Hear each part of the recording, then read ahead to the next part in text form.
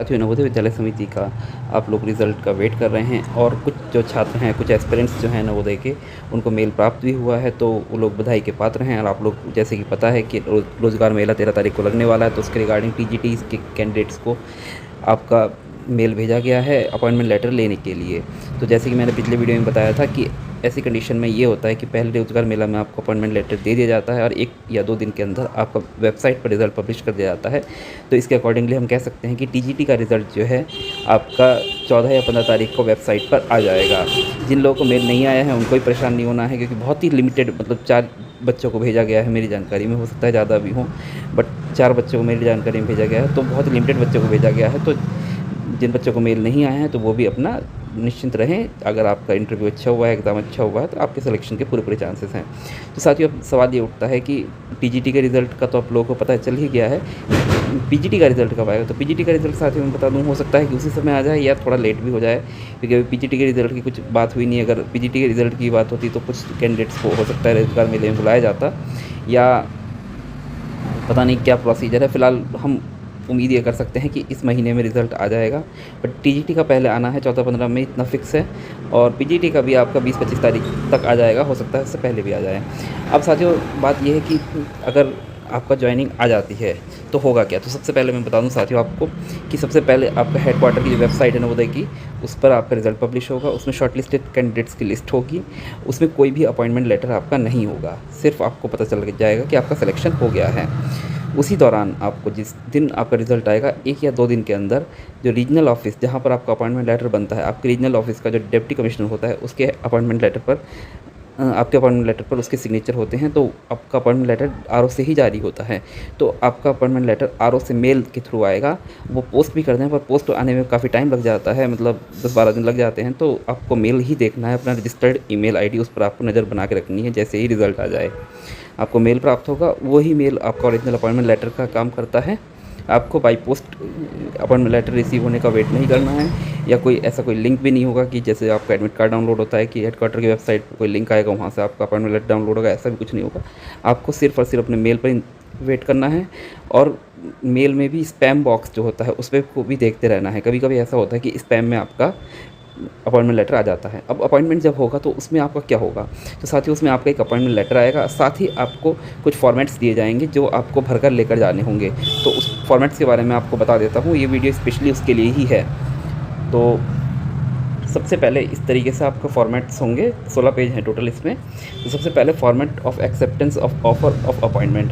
तो इसमें कुल मिला के बात वही है कि अपना नाम वाम भरना है और ये कहना है कि हाँ, मैं अपॉइंटमेंट लेना चाहता हूँ और मुझे कोई भी एक्सटेंशन जॉइनिंग टाइम में नहीं चाहिए। कुछ बच्चों को कुछ मेडिकल प्रॉब्लम्स होती हैं, कुछ एस्पिरेंट्स को उस दौरान कि आप जॉइन नहीं कर पाते हैं, तो उस कंडीशन में आपको रिलैक्सेशन या एक्सटेंशन की ज़रूरत होती है जॉइनिंग में। तो उस कंडीशन में आप ये नहीं भरेंगे, अदरवाइज़ उसके लिए आपको हेडक्वार्टर में जाकर अप्रोच करना होगा। नहीं तो अगर जो नॉर्मल कैंडिडेट है जिसको जानकर ज्वाइन ही करना है, तो वो आपको ये फॉर्मेट सबसे पहले भरना होगा।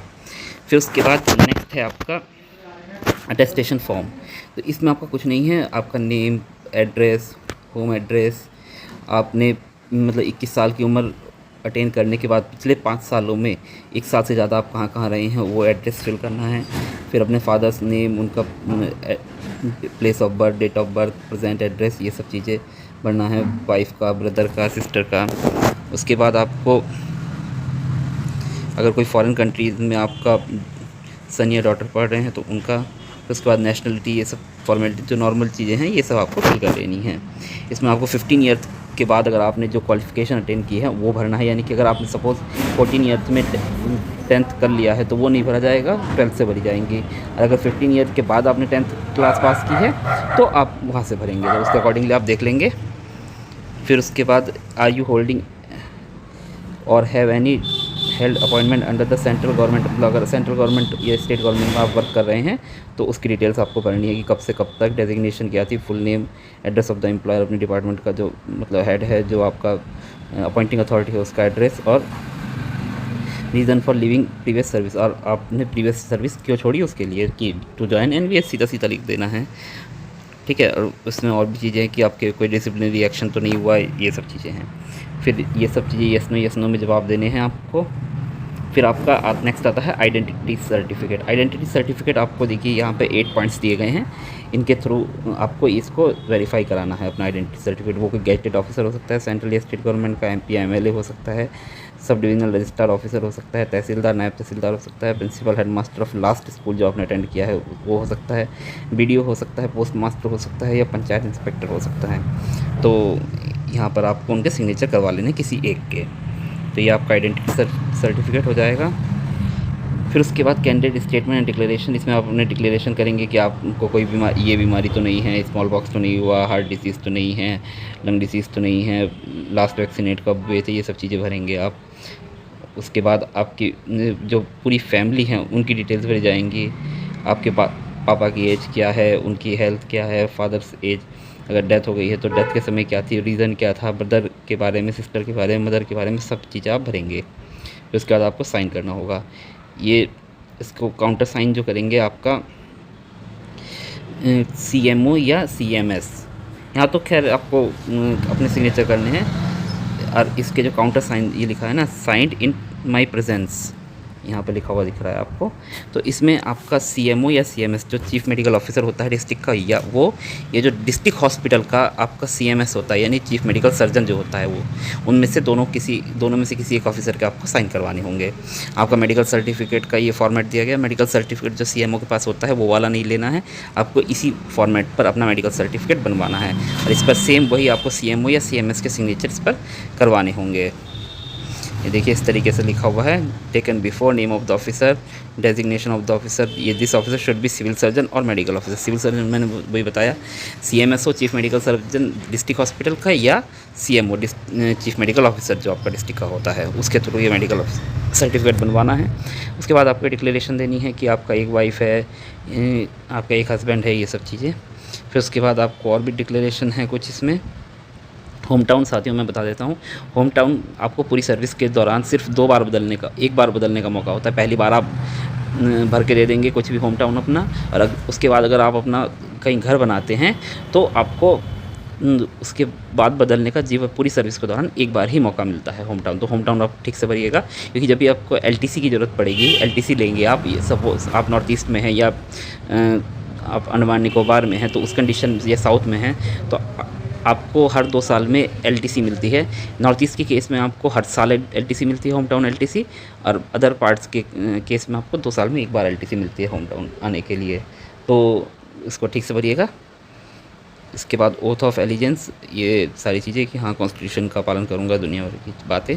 उसके बाद आपको डिटेल्स ऑफ फैमिली भरनी होगी, आपकी जो फैमिली मतलब नंबर, आपके मेंबर्स जो हैं आपकी फैमिली में, आपके फादर मदर वाइफ बच्चे, वो सब चीज़ें। फिर उसके बाद अंडरटेकिंग, ये आपका हॉस्टल से रिलेटेड है कि हाँ मैं गर्ल्स हॉस्टल में नहीं जाऊँगा तो एस्कॉर्ट लेकर जाऊँगा, ये सब बातें हैं, वो आपको साइन करना होगा। इसके बाद आपकी पर्सनल इन्फॉर्मेशन यहाँ पर भरी जाएगी। इसमें आपको अपनी जो डिटेल्स हैं वो सब चीज़ें भरनी होंगी कि कब आपने प्रोबेशन क्लियर किया, कब आपकी ज्वाइनिंग हुई, ये सब चीज़ें। और इसमें आपको एक एम्प्लॉय कोड भी अलॉट होगा, बाद में वो ऑफिस से होगा। तो इस प्रकार से ये आपके फॉर्मेट्स है। फॉर्मेट्स को मैं आपके जो हमारा टेलीग्राम ग्रुप है उस पर शेयर कर दूँगा, और आपको परेशान नहीं होना है। जो आपका अपॉइंटमेंट लेटर आएगा उसके साथ ही ये जो आपके फॉर्मेट्स हैं ये अटैचमेंट में आएंगे, तो आपको घबराना नहीं है, तो उसी के साथ आ जाएगा। तो बस ये सिर्फ जानकारी के लिए था कि ये फॉर्मेट्स आपको चाहिए होंगे उस दौरान जब आप ज्वाइनिंग करने जाएंगे। ज्वाइनिंग के लिए आपको ज़्यादा टाइम नहीं मिलता है, मैं साथियों बता दूं 15 से 20 दिन का ज्वाइनिंग का टाइम मिलता है। तो उसके अकॉर्डिंगली ये सब चीज़ें आपको, आपका आइडेंटिटी सर्टिफिकेट और जो आपका मेडिकल सर्टिफिकेट है, ये 2 मेन सर्टिफिकेट हैं जो आपको, बाकी तो फॉर्मेट्स हैं फिल ही करने हैं, ये 2 आपको बनवाने होंगे जो आपके डिस्ट्रिक्ट के जो ऑफिसर्स वगैरह होंगे। तो साथियों अगर आपको कोई संशय है इसमें तो आप मुझे वीडियो में कमेंट कर लीजिएगा, और इसका जो PDF है आपको टेलीग्राम ग्रुप में मिल जाएगा। आपको अगर हमारा काम अच्छा लगता है तो आप हमारे चैनल को सब्सक्राइब ज़रूर कीजिए, और मैं कोशिश करता हूँ कि आपके लिए ऑथेंटिक न्यूज़ लेके आया जाए, और डेली वीडियो ना बनाकर जब भी वीडियो बनाऊँ तो कुछ आपके लिए उस पर ख़ास हो। तो ये मेरी कोशिश रहती है, और आप लोग मेरी जो बेसिक एजुकेटेड फैमिली का बहुत इंटीग्रल पार्ट हैं, तो आप सब बहुत ही मुझे सपोर्ट भी करते हैं, तो उस सब के लिए आपका बहुत बहुत धन्यवाद। Thanks for being with basic education.